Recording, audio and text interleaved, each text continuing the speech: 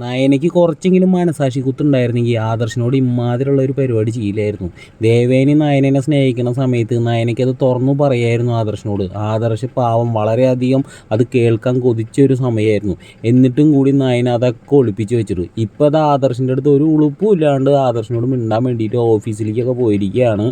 ആ ഓഫീസിലേക്ക് പോണ സമയത്ത് ആദർശാണെങ്കിൽ പറയുന്നുണ്ട്, എനിക്ക് നിന്നോട് സംസാരിക്കാൻ താല്പര്യമില്ല എന്ന് പറയുമ്പോൾ നയന പറയുന്നത്, അപ്പോൾ പിന്നെ ഞാൻ നിങ്ങൾക്കൊരു ശല്യമായി തുടങ്ങിയില്ലേ എന്ന് പറയുമ്പോൾ, അതെ എനിക്ക് നീ ഇപ്പോൾ ശല്യം തന്നെയാണ്, നീ ദയവ് ചെയ്തിട്ടൊന്ന് ഇവിടുന്ന് പോകുമെന്നാണ് പറയണത്.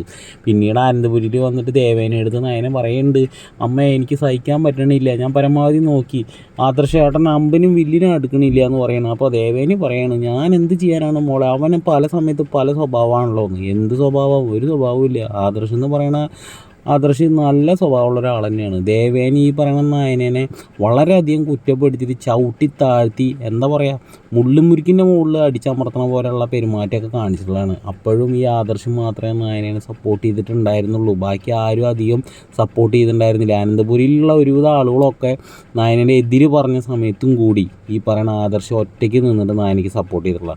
ഇപ്പം നയന അനുഭവിച്ചോ, അല്ലാതെ നമ്മളെന്താ പറയുക, ഒന്നില്ലെങ്കിൽ ദേവേനി നയനേനെ വെറുക്കും, അല്ലെങ്കിൽ ആദർശ് നയനേനെ വെറുക്കും. ഏതെങ്കിലും ഒരു വെറുക്കൽ ഈ ഒരു അനന്തപുരി തറവാട്ടിൽ മെയിനാണ്. അപ്പോൾ എല്ലാവർക്കും ഈ ഒരു റിവ്യൂ ഇഷ്ടമായിരുന്നെങ്കിൽ ഒന്ന് ലൈക്ക് അടിച്ച് നിങ്ങളുടെ അഭിപ്രായം എന്തായാലും ഒന്ന് കമൻറ്റ് ചെയ്യുക. അടുത്ത ആഴ്ചത്തെ ഒരു പ്രൊമോ റിവ്യൂ ആണ് കേട്ടോ ഞാൻ പറഞ്ഞത്. ഏഷ്യാനെറ്റിൽ ഇട്ടുണ്ടാവും. എന്നാലും നമ്മുടെ സബ്സ്ക്രൈബേഴ്സിന് നമ്മുടേതായ ഒരു ഒപ്പീനിയൻ പറയണല്ലോ, അതുകൊണ്ട് പറഞ്ഞത് മാത്രം. Okay, good night.